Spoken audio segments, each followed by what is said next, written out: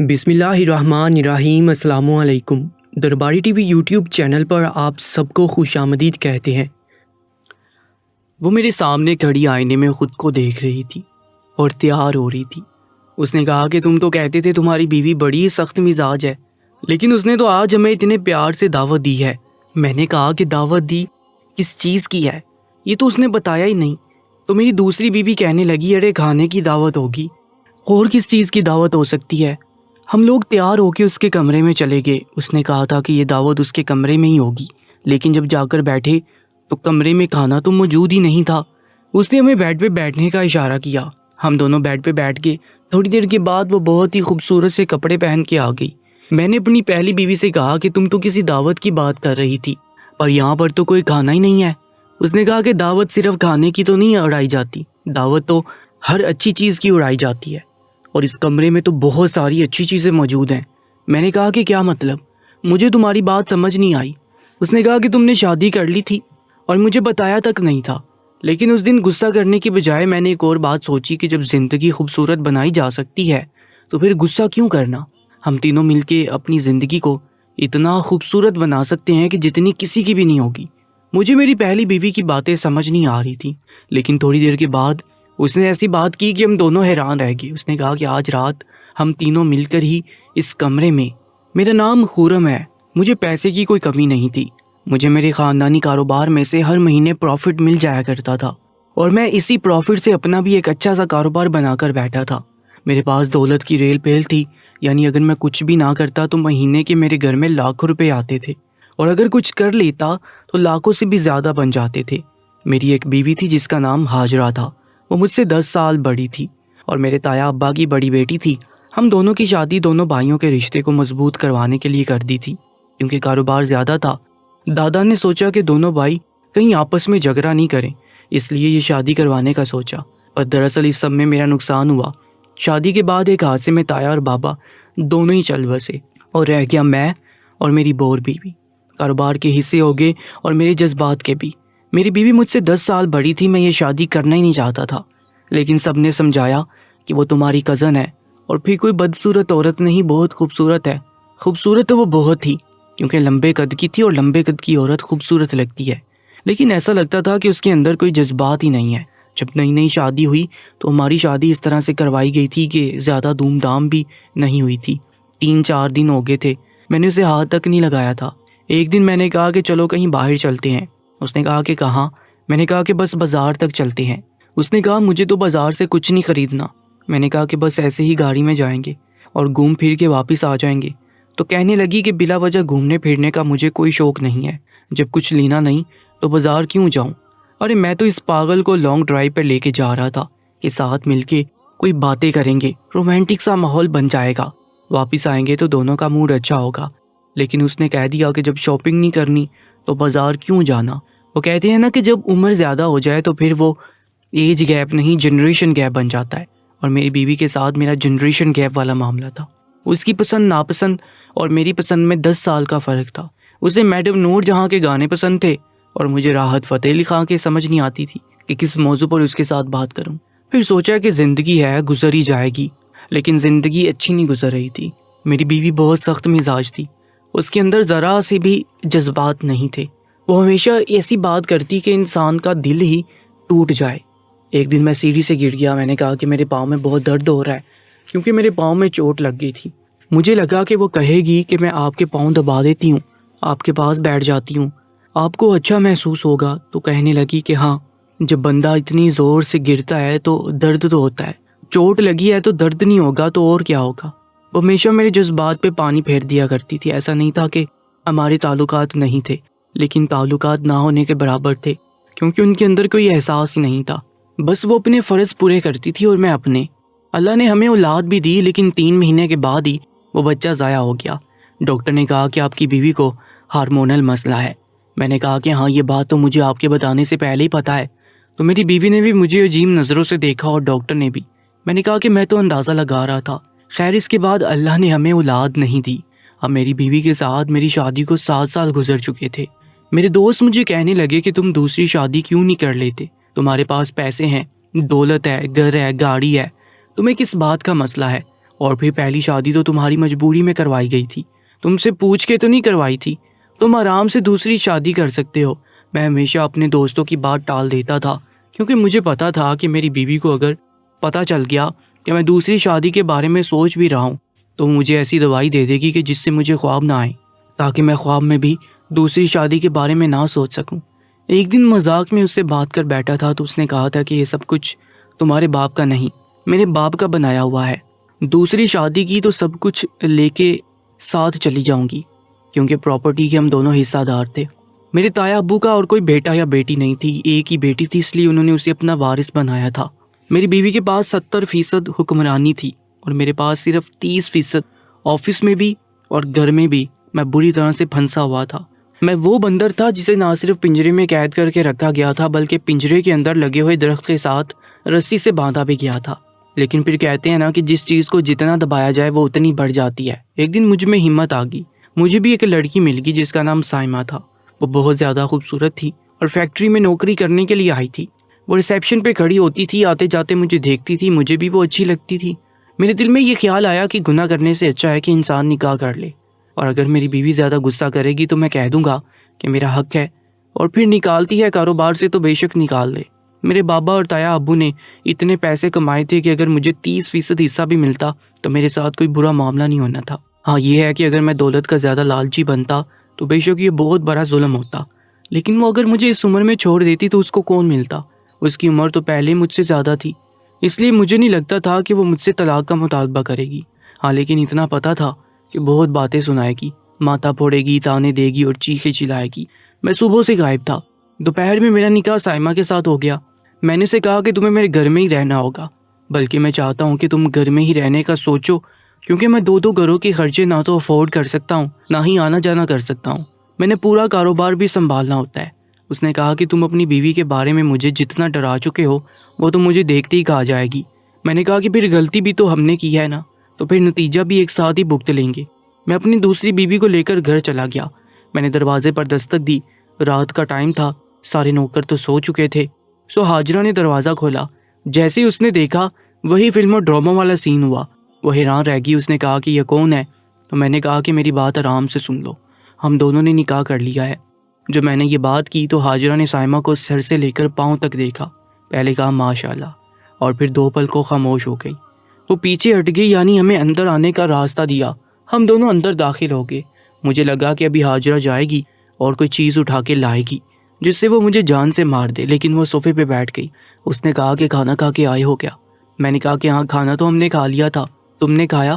تو اس نے کہا کہ ہاں میں نے بھی کھا لیا تھا، مجھے لگا تم کسی کام میں پھنس گئے ہو، صبح آؤ گے، اچھا ٹھیک ہے، میں سونے جا رہی ہوں۔ اب تم لوگ بچے تو ہو نہیں، اور نہ ہی میں اس گھر کی بڑی، میں تو خود یہاں کی بہو ہوں۔ میں نے کہا کہ بالکل تم میری بیوی ہو اور ہمیشہ رہو گی۔ اگر میں نے اس سے شادی کی ہے اس کا مطلب یہ نہیں کہ میں تمہیں چھوڑ دوں گا۔ ہاجرہ نے کہا وہ تم ویسے بھی نہیں چھوڑ سکتے۔ اتنا کہہ کر ہی وہ وہاں سے چلی گئی۔ میں نے تو ایسے گہرے سانس لی کہ جیسے سر سے بلا ٹلی۔ مجھے لگا تھا کہ وہ بہت فساد کرے گی، لیکن اس نے کچھ بھی نہ کیا۔ یہ بات ویسے ناقابل ہضم تھی، لیکن میں نے محسوس کیا تھا کہ اس نے پہلے سائمہ کو بہت غور سے دیکھا تھا، جیسے اس کے وجود کا جائزہ لے رہی تھی، اور اس کے بعد ہی اس کا غصہ ٹھنڈا ہو گیا۔ سائمہ بھی اس کی طرح خوبصورت تھی، لمبے قد کی تھی، دبلی پتلی تھی۔ میری دونوں بیویوں کا وجود بہت خوبصورت تھا، کوئی بھی موٹی نہیں تھی۔ مجھے موٹی عورتیں پسند بھی نہیں تھی۔ مجھے میری دوسری بیوی نے کہا کہ ذرا جا کر چیک کرو، وہ باقی اپنے کمرے میں چلی گئی ہے۔ تو میں نے کہا کہ ہاں وہ کمرے میں چلی گئی، اور اس نے دروازہ بھی بند کر لیا۔ ہم دوسرے کمرے میں سو جاتے ہیں۔ میں سوچ رہا تھا کہ شاید اس دفعہ میری قسمت اچھی ہے، اب ہر دفعہ تو میری قسمت بری نہیں ہو سکتی۔ پہلے میری قسمت کا ایک کھیل تھا کہ ہاجرہ سے میری شادی ہو گئی تھی، جبکہ وہ مجھ سے اتنی بڑی تھی اور میری اس کے ساتھ کوئی سوچ بھی نہیں ملتی تھی۔ اور پھر میں بھی سوچنے لگا کہ دونوں ہی میری بیویاں ہیں، دونوں کو ساتھ رکھوں گا، مجھے کسی کو چھوڑنے کی یہ کیا ضرورت ہے۔ ہاجرہ نہ صرف میری بیوی تھی بلکہ میری کزن بھی تو تھی۔ میں اس کے ساتھ کچھ برا نہیں کرنا چاہتا تھا۔ بابا نے ہماری شادی اس لیے کروائی تھی تاکہ ہمارا رشتہ مثالی بنے، اور میں اس کے ساتھ کوئی بھی ظلم کرنے کے موڈ میں بالکل بھی نہیں تھا۔ میں نے کہا کہ بس اس نے بھی ہمیں قبول کر لیا، اور اپنی دوسری بیوی کو بھی سمجھا دیا کہ وہ بھی ہاجرہ کے ساتھ کوئی بدتمیزی نہ کرے۔ اگر بات لڑائی تک بھی پہنچ جائے تو وہ خاموش رہے، کیونکہ وہ چھوٹی ہے، اور جب میں آؤں گا تو پھر آ کر معاملات حل کروا دوں گا۔ میری بیوی ویسے تو ڈری ہوئی تھی، لیکن اب ہاجرہ کو دیکھ کر وہ بھی ذرا ریلیکس ہو گئی۔ اس نے کہا کہ جتنا تم نے کہا تھا اتنی بھی بری نہیں ہے. کم سے کم اس نے کوئی بات تو نہیں کی, ورنہ کوئی اور ہوتا تو بہت واویلا کرتا. مجھے تو اپنی بیوی کا رویہ بھی سمجھ نہ آیا تھا, لیکن صبح تو ایسا منظر دیکھا کہ حیران ہی رہ گیا. صبح صبح ٹیبل کی طرف دیکھا تو آنکھیں کھل گئی. اتنا اچھا ناشتہ تو اس نے میرے لیے کبھی نہ بنایا تھا, اور ہمیں کمرے میں بلانے کے لیے بھی آئی تھی. اس نے کہا کہ آ کر ناشتہ کر لو. کچھ ناشتہ اس نے خود بنایا تھا اور کچھ بازار سے منگوایا تھا, یعنی کہ اچھا بھلا خرچہ کیا تھا. میں نے کہا کہ یہ سب کیا ہے؟ تو اس نے کہا کہ کیوں, جب کسی کی شادی ہوتی ہے تو اگلے دن اسی طرح کا ناشتہ ہوتا ہے. میں نے کہا کہ تم نے کیا یہ سب کچھ؟ اس نے کہا کہ ہاں. اور کس نے کرنا تھا؟ آپ کی شادی ہے تو میں نے ہی تو کرنا تھا. اس نے میری بیوی کو دیکھا اور کہا کہ ماشاءاللہ بہت نور آیا ہے تمہارے چہرے پہ. جب شادی ہو جاتی ہے تو اگلے دن ایک خاص ہی قسم کا نور ہوتا ہے, وہ نظر آ رہا ہے. آؤ بیٹھو ناشتہ کرتے ہیں. مجھے میری بیوی ایسی لگتی تو نہیں تھی جس طرح سے وہ پیش آ رہی تھی. معاملہ بہت عجیب ہوتا جا رہا تھا, لیکن وہ بھی ہمارے ساتھ بیٹھ گئی اور ہم سب نے مل کے ناشتہ کیا. اس نے سائمہ کو کہا کہ تم نئی نئی دلہن ہو تو 6 مہینے تک تم کام نہ کرنا, کیونکہ جب میں اس گھر میں آئی تھی تو میں نے بھی ایسے ہی کیا تھا. پھر اس کے بعد میرے بابا اس دنیا سے چلے گئے, پھر مجھے سب کچھ سنبھالنا پڑ گیا, اور تمہارے شوہر کے بابا بھی اس دنیا سے چلے گئے تھے. وہ میری بیوی کو پرانی باتیں اور کہانی سنانے لگی, مسکرا مسکرا کر اس کو ساری باتیں بتا رہی تھی, یعنی کہ اس کو ایک پل کے لیے بھی بور نہیں ہونے دے رہی تھی. میری بیوی بھی اس کے ساتھ ہنسی مذاق کرتی باتیں کرتی پورا دن اسی طرح گزر گیا. دوپہر میں بھی حاجرہ نے کھانا بنایا اور بہت اچھا کھانا بنایا. شام میں وہ ضد کرنے لگی کہ میں اپنی دوسری بیوی کو لے کر نئے کپڑے پہن کے بازار چلا جاؤں. ہمارے علاقے میں ایک آئس کریم پارلر بنا تھا. حاجرہ کی ضد تھی کہ میں سائمہ کو لے کے وہاں چلا جاؤں تاکہ وہاں بیٹھ کے دونوں ساتھ میں اچھا وقت بھی گزارے اور ساتھ پتہ چل جائے کہ ہوٹل کیسا ہے. میں کھانا نہیں چاہتا تھا کیونکہ میں اپنی بیوی سے شرمندہ ہو رہا تھا. کہیں وہ یہ سب کچھ مجھے شرم دلانے کے لیے تو نہیں کر رہی تھی.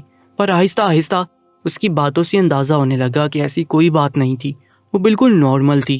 شاید اس نے اس بات کو قبول کر لیا تھا جیسے زندگی بھر اس پہ کسی اور جذبے کا اثر نہیں ہوا. شاید اس بات کا بھی اس پہ کوئی اثر نہیں ہوا تھا کیونکہ وہ بالکل بھی جذباتی نہیں تھی. یہ بات تو میرے دماغ میں اب آئی کہ جب اس پہ میری محبت نے اثر نہیں کیا تو یہ نفرت اور سوتن اور ایک مشکل مرحلہ بھی اس پہ اثر نہیں کرے گا, کیونکہ محبت سے بڑا تو کوئی جذبہ نہیں ہوتا. اور نارمل ہوگی وہ, اور ہم سب بھی نارمل ہو گئے. وہ میری بیوی کی بہت تعریف کرتی تھی, کہتی تھی بہت خوبصورت ہے, پیاری ہے, دبلی پتلی ہے, بالکل کسی ماڈل کی طرح لگتی ہے. اس کا وجود تو ماڈلوں جیسا ہے, اس نے اپنے آپ کو بہت فٹ رکھا ہوا ہے. اچھی بات ہے. میں حیران تھا کہ میری پہلی بیوی نے میری دوسری بیوی کو کچھ بھی نہ کہا اور مجھے کوئی تانا بھی نہیں دیا. وہ تو ہمارے رومانس کو سپورٹ کر رہی تھی, ہمارے لیے خود ایسے موقع بنا رہی تھی کہ ہماری زندگی خوبصورت ہو جائے. کبھی کہتی کہ بیوی کو لے کے آئس کریم پارلر چلے جاؤ, تو کبھی کہتی کہ باہر کتنا اچھا موسم ہے, بیوی کے ساتھ باہر بیٹھو. کبھی کہتی کہ تم لوگ سیر کرنے کیوں نہیں جاتے, ہنی مون پہ کب جاؤ گے. تو جب ہماری شادی ہوئی تھی تو ہمارے بڑے زندہ تھے, اس لیے ہم نے یہ سب نہیں کیا تھا, نہیں تو وہ کہتے کہ ہم لوگ بے شرم ہیں. لیکن اب تو بڑا بھی کوئی نہیں ہے, جانا چاہو تو جا سکتے ہو. میں بھی خوش ہو رہا تھا کیونکہ میری زندگی میں اگر سکون آ رہا تھا تو مجھے اور کیا چاہیے تھا. مرد کو اپنی زندگی میں سکون ہی چاہیے ہوتا ہے, اس بات سے کوئی فرق نہیں پڑتا کہ اس کو سکون دینے والی کیسی ہے. اگر یہی سب کچھ میری بیوی میرے ساتھ کرتی تو شاید میں دوسری شادی نہیں کرتا. میں تو اس بات پہ حیران تھا کہ جب اس نے میرے ساتھ یہ سب کچھ نہیں کیا تو مجھے دوسری بیوی کے ساتھ یہ سب کچھ کرنے کے مشورے کیسے دے رہی تھی. اس کا مطلب کہ وہ ان چیزوں کو سمجھتی تھی, تو وہی اس نے خود میرے ساتھ یہ وقت کیوں نہ گزارا. میں کافی دن سے دوسری بیوی کے کمرے میں سو رہا تھا تو آج پہلی بیوی کے کمرے میں آ گیا. مجھے دیکھ کے ایسے حیران ہوئی کہ جیسے میں نے تو یہاں کبھی آنا ہی نہیں تھا. اس نے کہا کہ آپ یہاں پہ کیا کر رہے ہیں. مجھے تو لگا سائمہ کے ساتھ ہوں گے. میں نے اپنا کوٹ اتار کے ایک طرف رکھا اور رات والے کپڑے اٹھا کر باتھ روم کی طرف جانے سے پہلے اسے اتنا کہا کہ کیوں, تم بھی تو میری بیوی ہو, کیا میں اپنے ہی کمرے میں نہیں سو سکتا. تو اس نے کہا کہ ہاں کیوں نہیں سو سکتے. میں کپڑے بدل کے واپس آیا تو وہ بستر میں لیٹ چکی تھی. مجھے تو اب وہ پہلے سے زیادہ اچھی لگ رہی تھی کیونکہ جیسا میں چاہتا تھا اس نے ویسے ہی کیا تھا. مجھے اس کے حسن پہ محبت نہیں بلکہ اس کے رویے پر پیار آ رہا تھا کہ اس نے کتنے اچھے طریقے سے میری دوسری بیوی کو قبول کیا, اس کا دل بھی لگایا, کھانے پینے کی چیزیں بھی بنا رہی تھی اور گھر کو بھی سنبھال رہی تھی. اس کا اتنا حق تو تھا کہ میں بھی اسے اپنی محبت جتاتا. میں بھی جا کر بستر کے دوسرے کنارے پہ لیٹ گیا. میں نے اس کے ہاتھ پہ ہاتھ رکھا. اس نے کہا کہ کیا بات ہے. میں نے کہا کہ تم بہت اچھی ہو. میں ذرا سا آگے کیا ہوا, اس نے ایسی بات کی کہ میں حیران رہ گیا. اس نے کہا کہ مجھے نیند آ رہی ہے اور وہ منہ پھیر کے فوراً ہی سو گئی.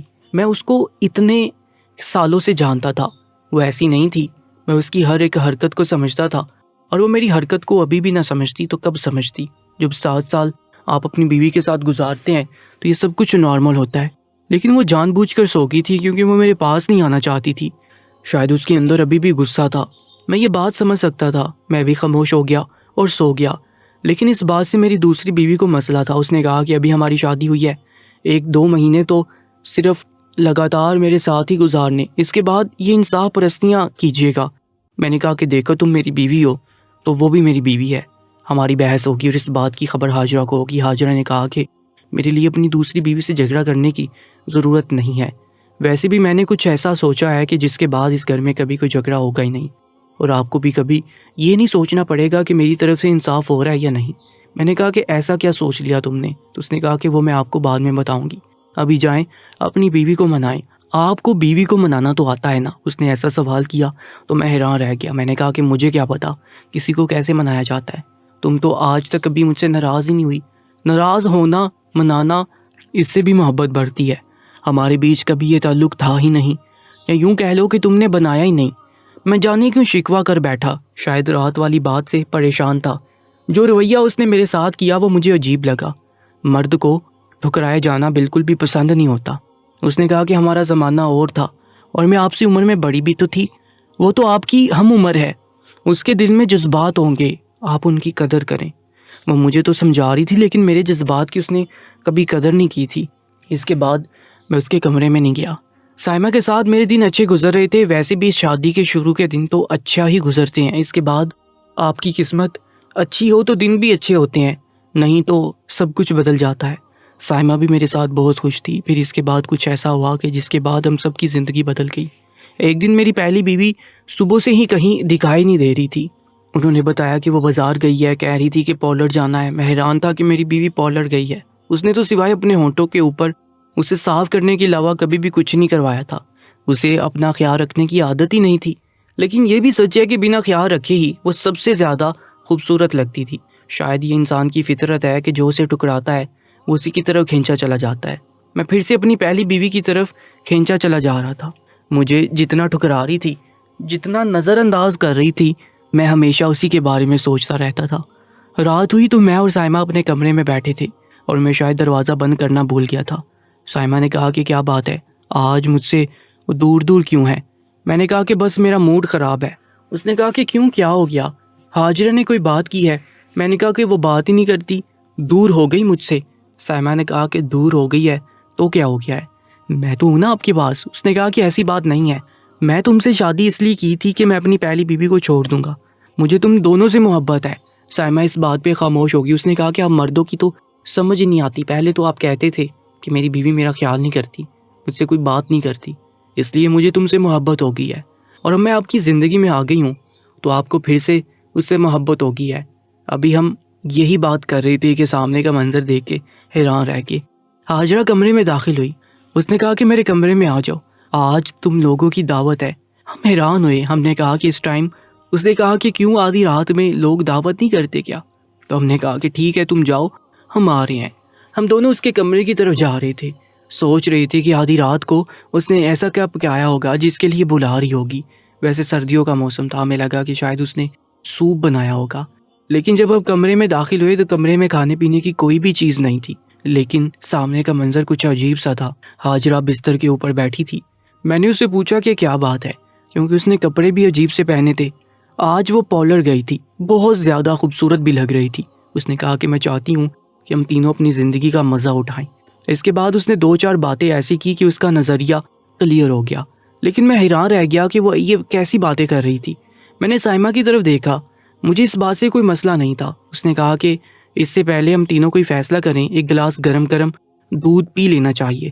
اس نے ایک طرف جگ رکھا ہوا تھا جس میں گرم گرم دودھ تھا۔ مجھے اس کی بات اچھی لگی یا بری لگی، اس بات کا میں نے اظہار نہیں کیا، لیکن میں نے سائمہ سے کہا کہ دودھ پیتے ہیں، اس کے بعد سوچتے ہیں۔ ہم نے اپنے اپنے گلاس میں دودھ ڈال دیا اور حاجرہ نے اپنے لیے بھی دودھ ڈال دیا۔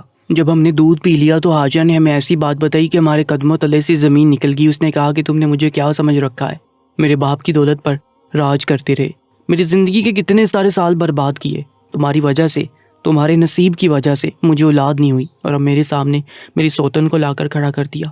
تمہیں کیا لگتا ہے کہ میں اس کی پوجا کروں گی؟ اس دودھ کے اندر میں نے زہر ملا دیا، اب تم دونوں ایک ساتھ مرو گے اور میں خود بھی مر جاؤں گی۔